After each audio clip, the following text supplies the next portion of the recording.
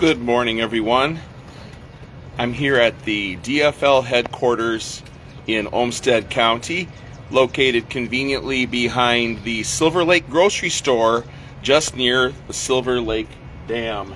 And of course, we've got Andy Smith, Minnesota House 25B, directly under Biden-Harris. That's a nice Build Back Better combo right there.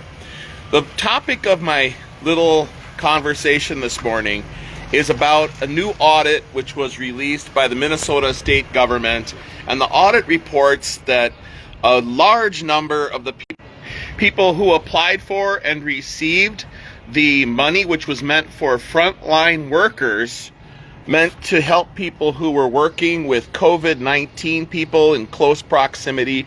I myself being one of those recipients because of my status as an essential worker, I applied for good-naturedly, and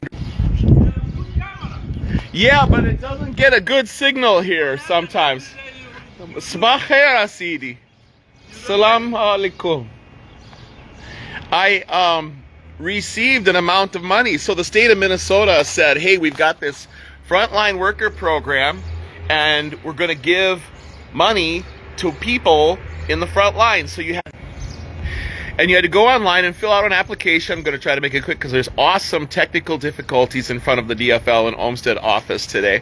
You had to fill out some forms, and you had to say where you were working and what the nature of your work is. It turns out in an audit by the Minnesota state government, it was found that something like half of the people who applied for money. So we were told at first you'd get $1,500, and then it went down to $800. At the end of the day, it was something like $400 that they handed out to all of us. But it turns out it's really just a redistribution of your own money. And a lot of the people, it's our tax money that they're giving back to us, right? But they have to redistribute it. They need to be in charge of the money as it's handed out. Turns out that a lot of the people who applied to receive the frontline worker COVID-19 pay in Minnesota did not qualify to receive that. So it's yet another case of fraud, waste, and abuse inside the DFL-controlled government.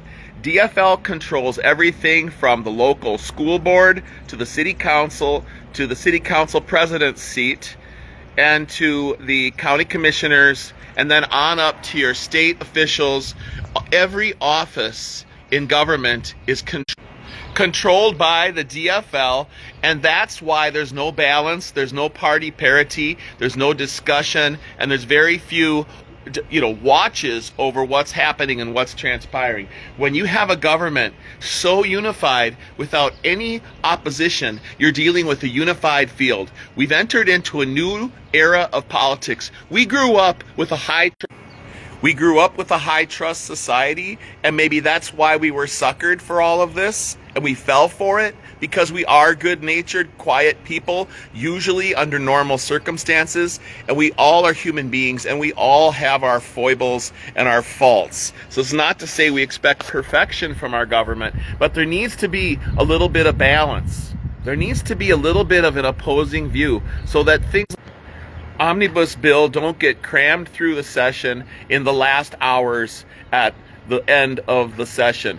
Something like a 1.5 foot tall document that none of our legislators were allowed to read and wasn't even available online was voted on without any debate or discussion. But now we know Minnesota houses fraud, waste, and abuse, and it's your tax dollars, people. It's your money, it's your value. You should be keeping that value for yourself and deciding how you can be compassionate with the people who you know in your community. Besides, you don't need a middleman up in St. Paul taking your money from you and deciding how it should be redistributed, especially when it ends up being wasted in fraud, waste, and abuse inside the Minnesota State Department of Health and Human Services. And then all of that money, you should have watchdogs in St. Paul who are able to say no to the DFL party and to say, look, we're done having our money redistributed by you because you decide who benefits from it. Here, I'm going to post the links in the story below.